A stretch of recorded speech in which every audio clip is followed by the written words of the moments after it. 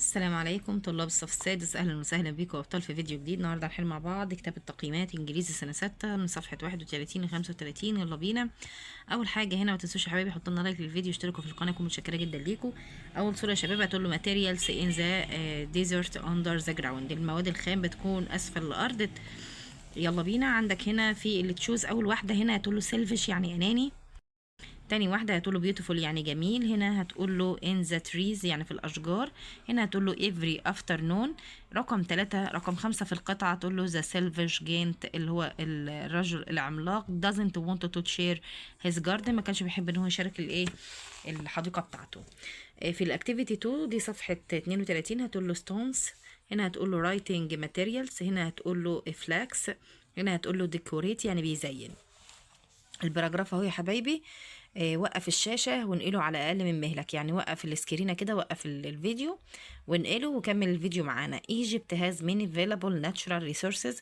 مصر مليئة بالعديد من المواد الخام من مصادر طبعا. This resources هذه المصادر are used in many fields بتستخدم في مجالات عديدة to help people عشان تساعد الناس in their daily life في حياتهم اليومية. For example على سبيل المثال we use iron احنا بنستخدم الحديد to build houses عشان نبني به المنازل. schools المدارس and bridges والكباري. We also use cotton احنا ايضا بنستخدم القطن to make clothes عشان نصنع الملابس. and we use بنستخدم الجاز and oil الغاز والبترول to produce energy عشان ننتج الطاقة. صفحة 33 أول واحدة هنا هتقول له by walking or recycling in the stead of driving car. طيب هنا أول واحدة هتقول له used، تاني واحدة هتقول له make، تالت واحدة هتقول له from. احنا بنشيل الكلمة اللي بين الأقواس ونحط مكانها الكلمة الخارجية اللي احنا كاتبينها دي، يعني هنشيل هاز ونحط هاف، هنشيل هنا writing ونحط write. تمام. طيب هنا في الاكتيفيتي 2 بيقول لك read and complete the text with the word in the box. عندك هنا اول واحده pollute يعني بيلوث. هنا protect بيحمي، و must protect the earth يجب علينا ان احنا نحمي الارض. هنا هتقول له wasting energy اهدار الطاقه cases بيسبب climate change يعني تغير المناخ.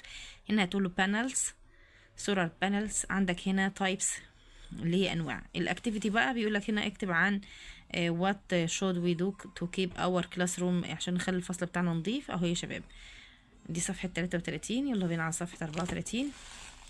34 هتقول له هنا ايرون واويل وجاز واولد. ايرون اويل جاز اولد. هنا هتقول له ناتس. هنا هتقول له لايونز. هنا هتقول له ليفز. يا شباب هتقول له on the on the trees على الاشجار.